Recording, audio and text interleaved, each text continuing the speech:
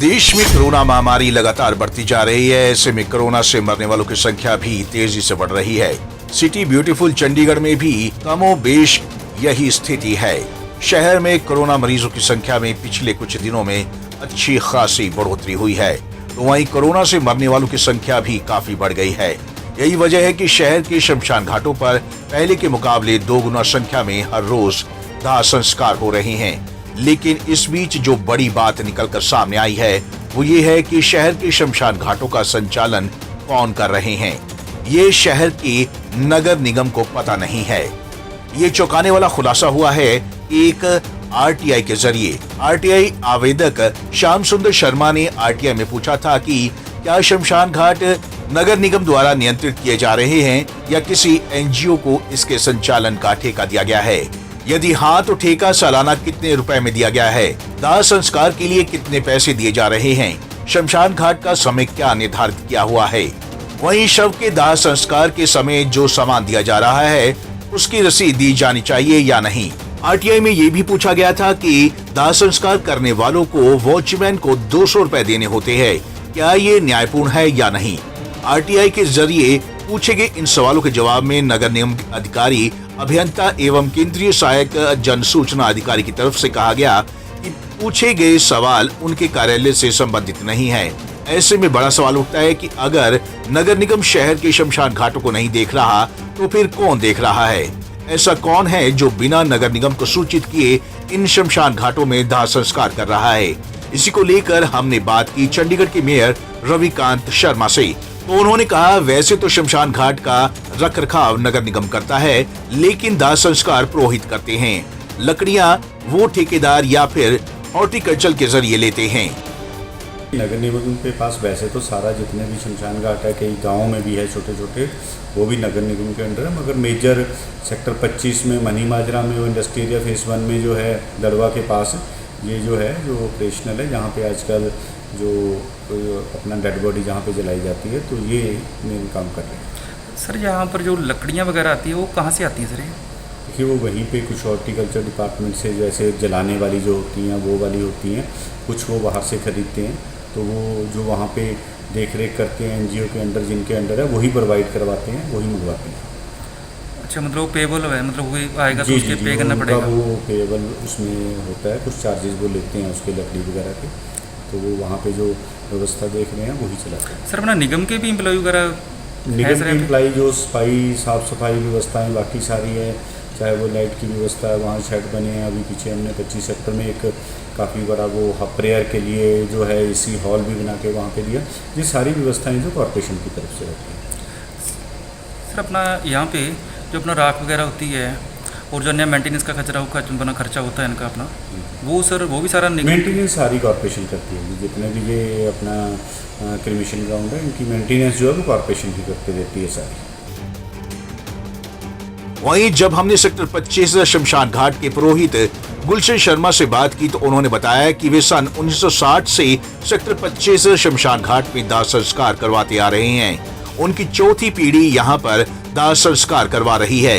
पूरी विधि और लकड़ी के लिए मृतक के परिजनों से 3000 रुपए लिए जाते हैं, जिसकी बकायदा रसीद भी दी जाती है। प्रत्येक शव के दाह संस्कार में लगभग 4.5 क्विंटल लकड़ी लगती है। जब तक शव पूर्ण रूप से स्पुर्द खाक नहीं होता तब तक उसमें जितनी लकड़ी या सामग्री लगती है वह डाली जाती है। साथ ही पुरोहित गुलशन ने बताया कि संस्कार के बाद जो भी राख और अस्थियां बच जाती हैं उन्हें हरिद्वार में जल प्रवाह किया जाता है। यही नहीं, जिनके पास पैसे नहीं होते और गरीब होते हैं उनका मुफ्त में दाह संस्कार करवाया जाता है। 1960 ਦੇ ਵਿੱਚ ਜਦ ਚੰਡੀਗੜ੍ਹ ਵਸਿਆ ਸਾਰੇ ਪਿੰਡਾਂ ਸ਼ਮਸ਼ਾਨ ਘਾਟ ਬੰਦ ਹੋ ਗਏ ਸੀ। उसके बाद गवर्नमेंट सेक्टर 25 ਅਲਾਟਮੈਂਟ ਕਰੀ ਸੀ ਤੇ उसके बाद ਸਾਨੂੰ ਉਹਨਾਂ ਨੇ ਅਲਾਟਮੈਂਟ 25 ਸੈਕਟਰ ਦੇ ਕਮਿਸ਼ਨ ਕਰਾ ਪ੍ਰੋਹਤ ਕੇ ਰੂਮ ਇੱਥੇ ਸਾਨੂੰ ਬਿਠਾਇਆ ਸੀ ਤੇ ਜਦਾਂ ਹੀ ਸਾਡਾ ਪਰਿਵਾਰ ਇੱਥੇ कर्म करता आ रहा। और उसके बाद साडे परिवार ने चौथी पीढ़ी काम कर रही है। उसके बाद अपना इत्थे परिवार सारा करना, लवारस बॉडी आती है वह असीं अद्धा रेट रखा हुआ है, लकड़ी प्रोवाइड कराते हैं।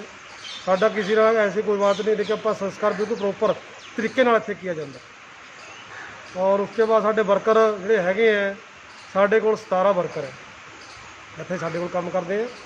रात का चौकीदार भी 2 रखे हुए हैं।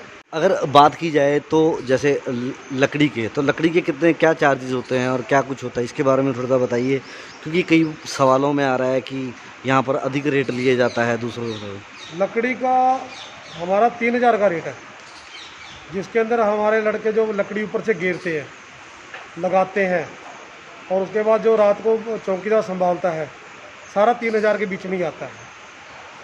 तो लगभग कितने टन लकड़ी लगती है, यानी कि अगर बात इसमें की 10 मन लकड़ी लगती है, 4.5 क्विंटल लकड़ी लगती है एक बॉडी को।